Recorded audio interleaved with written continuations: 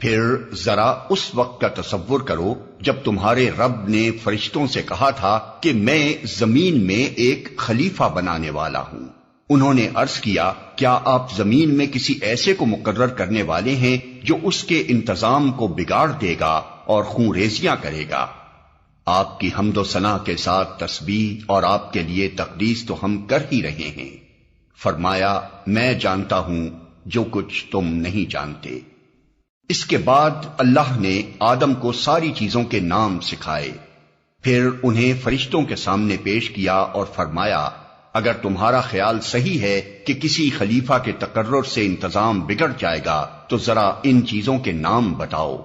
انہوں نے عرض کیا نقص سے پاک تو آپ ہی کی ذات ہے، ہم تو بس اتنا ہی علم رکھتے ہیں جتنا آپ نے ہم کو دے دیا ہے، حقیقت میں سب کچھ جاننے اور سمجھنے والا آپ کے سوا